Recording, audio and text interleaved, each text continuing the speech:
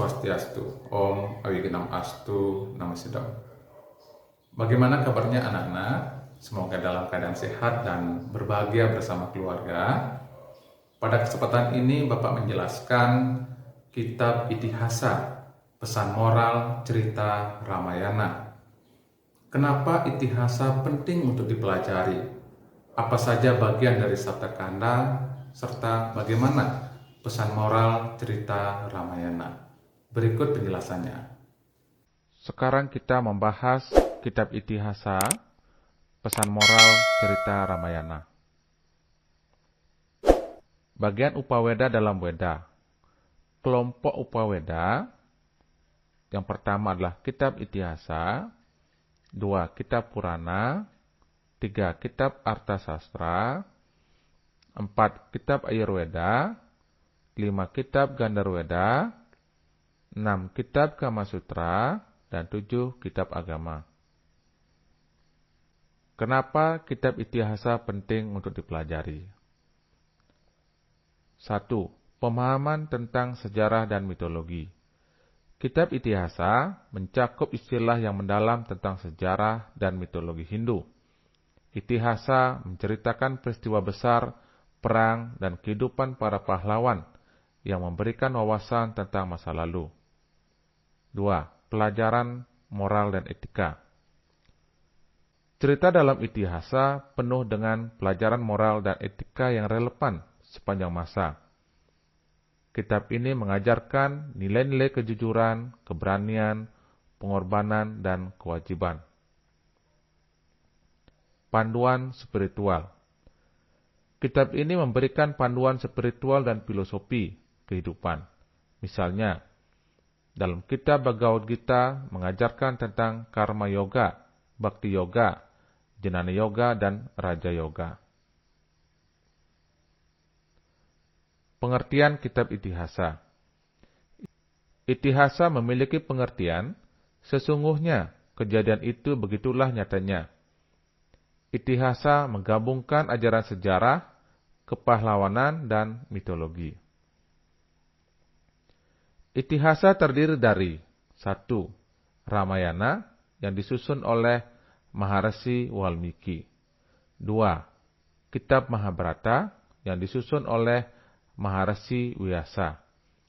Kedua kitab ini mengandung cerita yang melibatkan dewa-dewa, raja, pahlawan, dan peristiwa-peristiwa penting dalam sejarah.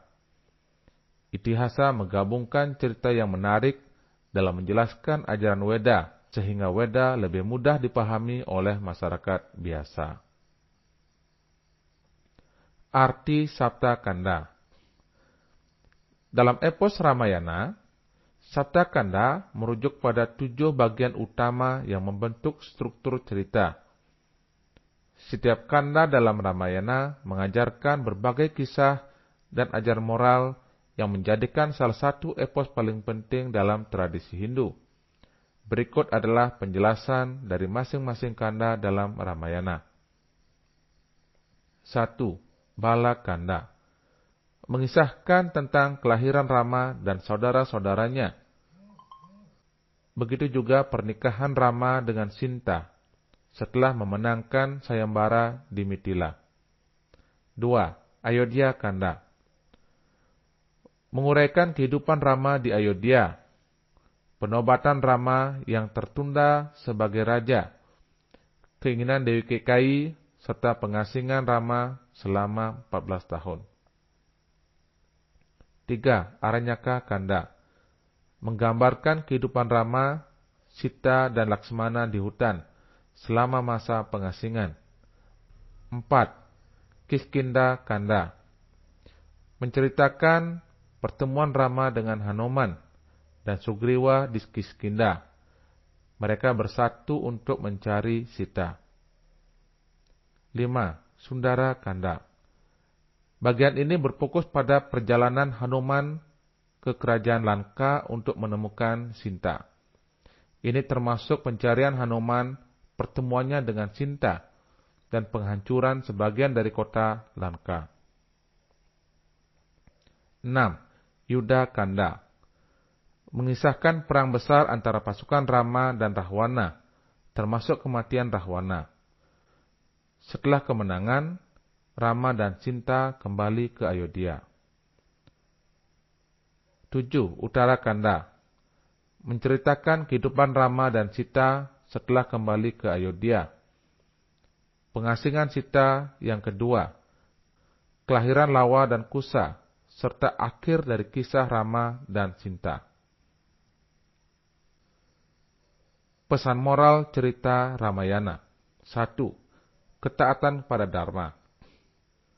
Setiap individu harus menjalankan tugas dan kewajibannya dengan baik. Contohnya, Rama sebagai putra mahkota dengan patuh menerima keputusan ayahnya untuk menjalani pengasingan selama 14 tahun dengan melepaskan tahta kerajaan. 2. Kesetiaan. Kesetiaan kepada pasangan merupakan perilaku yang mulia. Contoh, Sinta mengikuti Rama ke hutan dan memilih untuk hidup dalam kesederhanaan dan kesengsaraan demi menunjukkan kesetiaannya. Selain itu, Rama juga menunjukkan kesetiaan dengan menyelamatkan Sinta dari Rahwana. 3. Pengorbanan dan keberanian. Pengorbanan untuk orang lain dalam menghadapi rintangan merupakan tindakan yang mulia.